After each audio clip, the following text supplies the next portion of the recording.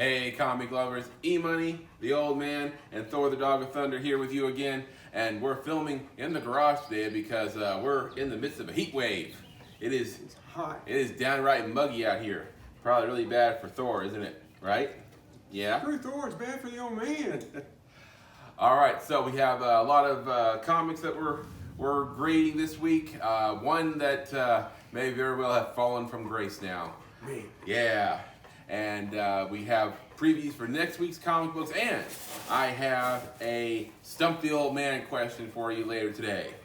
Is it going to be one of those one questions? Yes. All right. Today, EMoney and the Old Man are burdened with glorious purpose. This is Back Issues.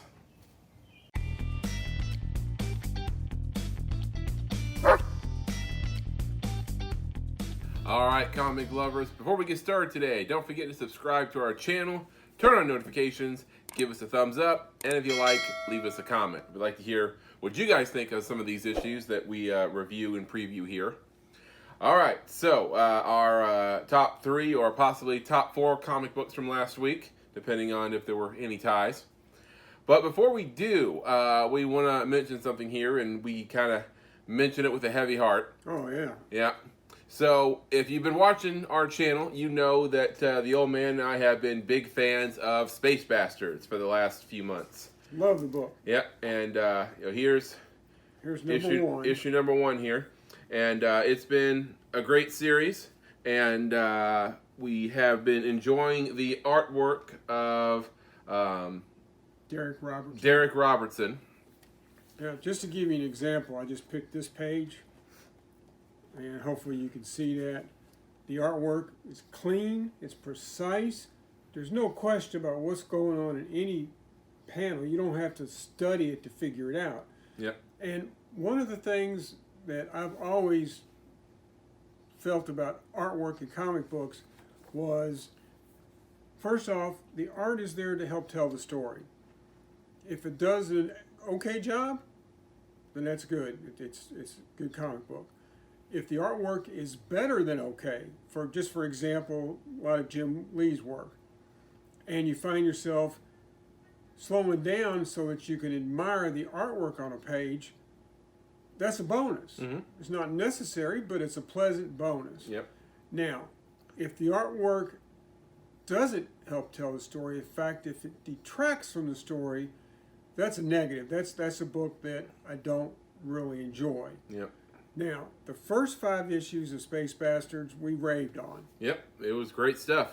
Top 3 or 4 every issue that came out. So, naturally, we were excited when issue number 6 came out last week. Especially because us and some other customers of fans of Space Bastards that I talked to thought it was just a 5-issue miniseries. Mm-hmm. Lo and behold, you close the last page of issue 5 and it talks about issue 6. Yep. So great. Looking forward to it. Mm-hmm. Then we get issue 6. Yep.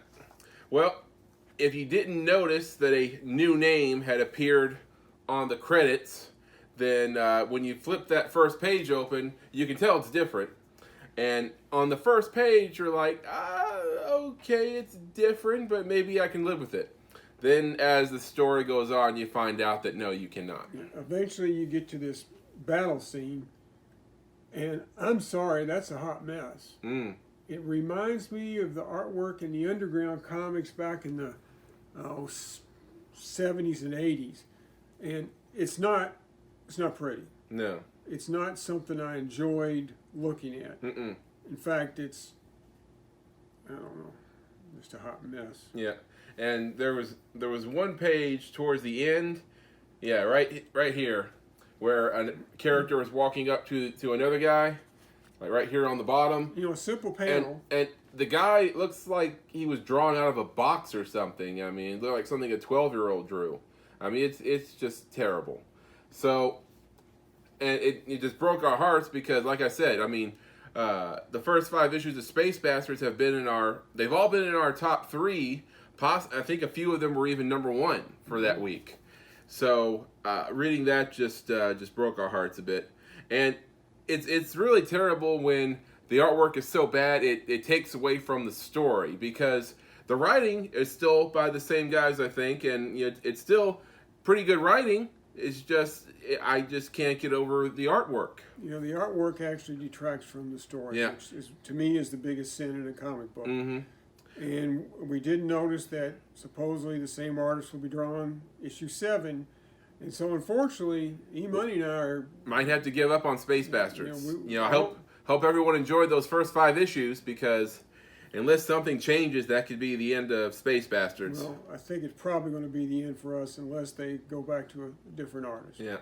But at any rate, there's our opinion. And it got a just for 2.5 shields is the only 2.5 shields out of 5, and that was generous for the writing.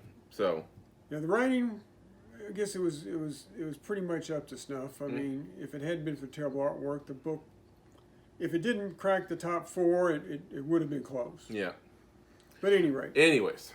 Now, speaking of top 4, there is a top 4 instead of a top 3. Back to our top 4. Because the number 1 got rounded up to 4.5 shields. It was 4.25, but we round up.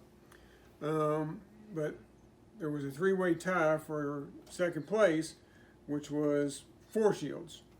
So, as y'all know, and we always have some sort of contest to determine who gets to pick, and this week was a softball throw, and EMoney's got a little bit stronger arms than the old man, so he won. All those games of fetch I've been playing with Thor. Fetch? Thor doesn't fetch. We went to the park last week, and we had a pull toy. You're supposed to use it for tug of war with your dog. Thor likes to fetch it. I mean, I threw a couple of different things like disc and balls. He didn't go for it, but that thing, I threw it out there. He'll go grab it and bring it back. We spent an hour out in the yard one day with that dog and tennis balls. Every dog I've ever known loves tennis balls. Now, some dogs don't like to drop it when they bring it back, but they'd all go get it. With Thor, you throw the dog, and I guess he thought it was Mjolnir and was going to come back to us because he just watched it roll, and I could just feel him looking up at me going, "It's right there. Are you going to go get it or what?" Stubborn dog. He likes that pull toy. Whatever. But at any rate, he won the softball throw, so he got to pick the order of numbers 2, 3, and 4. So, number 4, DC's Batman, the Detective, number 3. Yep. Good story here, a futuristic Batman. And a lot of this story is a flashback to one of his mentors and when he was, training to become Batman. And some good storytelling there, and the artwork when in one of the flashback scenes when he's already Batman, a young Batman, and he has to confront his old mentor on a case, and that's some great artwork there, showing that that version of Batman there. Some of the here's panel right here with that Batman. That's great stuff. So 4 shields for Batman the Detective number 3. And once again, a misleading cover because this character, I think Squire. Does not appear in this issue.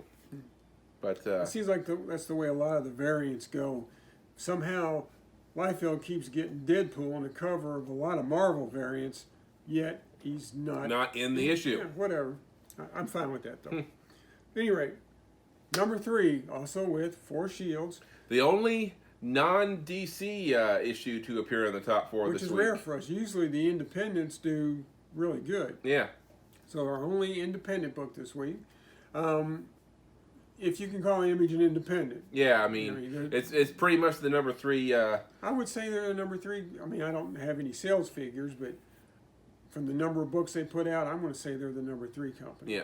But at any rate, this book also, like the old Space Bastards, has been in our top 3 pretty much every week it's come out. And that is Geiger, number 3. Mm-hmm. So, I talked about this last week. Geiger is like post-apocalyptic meets Game of Thrones. Post-apocalyptic? Yeah. Really? Yeah. They make books like that? Couple of them, in fact. Yep, they do. So this one is, a lot of it is a flashback.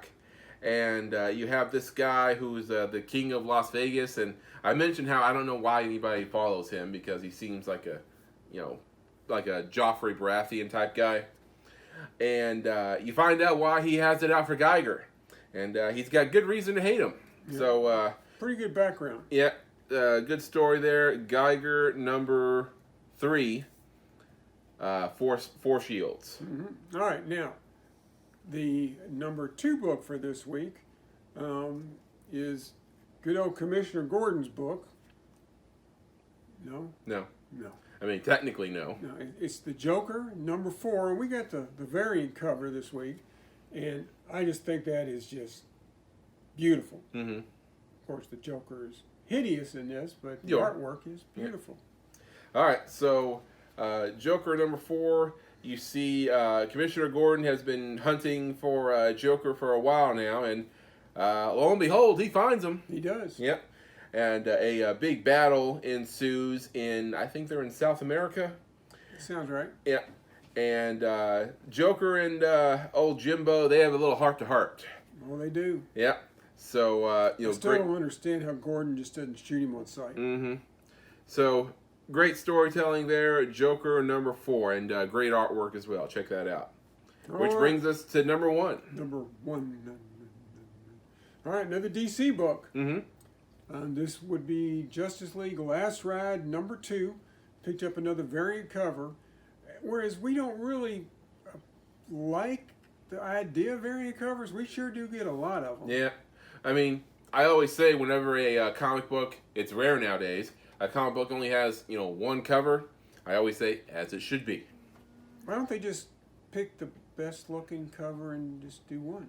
I mean, you got to keep artists employed nowadays. Scotty Young, he needs work, so gotta. Well, I'll be honest with you. I've talked to the guys at our local shop, Comic Book World, and there are people who will buy every cover of a title. Mm.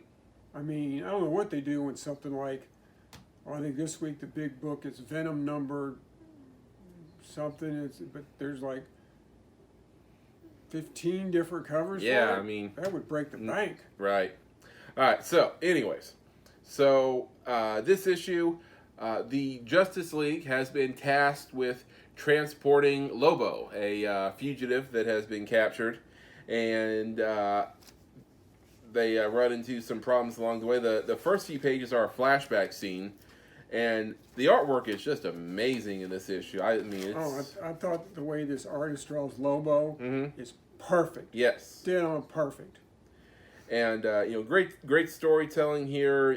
The dynamics between characters and their conversations with each other, and you really have to know the characters in order to write them this well. And this writer definitely does. And like you said, Lobo just looks spot on. I mean, this last panel here where he's looking at Diana and Wally, just great stuff there. So, Justice League Last Ride number 2 came in at, what was it, 4.5 shields. 4.5 shields, number 1. All right, so there you have it. Check out these issues at your local comic book shop if you haven't gotten them already. And also, we have previews for our for this week's issues. All right, as always. What are we looking forward to? All right, there's a fair amount of decent stuff coming out. Captain America Annual number 1. Haven't been reading Cap like we do Batman, but I had to give the annual a shot. Alien number 4 comes out. That's always been right up there in our top books every week, every month. Heroes Reborn number 7, which is the last of the regular numbering of that story. Okay. After number 7, they're going to do a wrap-up book. So, because I'm wondering where they're going with that story, because you keep seeing Captain America and Blade and a few other characters who remember the world as it was before, and they're in the back page. So it's like, what are they going to do to try to make the world right again? You also have one of our indie favorites, Cold Dead War, the zombie book. Oh yeah, okay. It's coming out. Feels like it's been a while. Yeah, it seems like it has. Some of the small press companies struggle to hit deadlines, but All right. at least they get the stuff out. Berserker number 3 is coming out. But the two that I'm looking forward to the most, if you remember back in the day, DC had their Milestone group, select group of artists, created their own little universe. You had Hardware, you had that My Name is Holocaust book, but my favorite is getting another #1 issue. It's Static, Season 1, #1. Static was the teenager, Right. and I liked his stories because it reminded me of the old Amazing Spider-Man stories, the early ones that Ditko drew when he was in high school. You know, he had to deal with crushes on girls, he had to deal with bullies, the whole 9 yards. Right. I just thought those were the best Spider-Man stories, and that's why I like Static a lot. Okay. So that's coming out, and also, you're too young to remember. You read the book, but you didn't remember when it came out. Giant Size X-Men #1 Right. Okay. was a big deal, and it basically changed the comic book universe. I mean, they introduced. That's one of those ones where if you want to put the first appearance of when you're trying to sell the comic, you can't have enough room to write all the different first appearances on there because tons of people's first appearances, and it was a great book. Marvel's been pushing the next big deal, which is Planet Size X-Men #1. Okay. Well, you and I don't read a whole lot of X books. Mm. The X books have become very convoluted. It's to me, it's basically a hot mess. Mm. I mean, there's so many characters in any X book, and I love team books, but there's so many characters that I just never gotten a chance to get to know, and so this is going to be one of our forays into the mutant world, and I'm hoping it's good stuff. Yep, me too. We'll see. But those are the two that I'm most looking forward to. All right, so check those out. They're out on the shelves right now, assuming you watch this on Wednesday. And be sure to get these back issues from last week. If our opinion means anything to you, this is what we recommend. All right, so it's pretty hot outside, and Thor's been up there waiting for us, so he's probably getting mad. He's probably shedding. Right? All right, let's head back up there with Thor. All right, comic lovers, back out here in the garage with Thor, and we have Stump the Old Man today. And one question, pass or fail. You know, I never thought I'd miss the 3 questions. And wouldn't you know it, I have a Thor-related question today. Aren't you lucky, boy? Aren't you? Yeah. All right, so, all set? No. All right, so, Stump the Old Man. What relatively new Thor villain is set to make his on-screen debut in the upcoming Thor Love and Thunder and will be played by Christian Bale?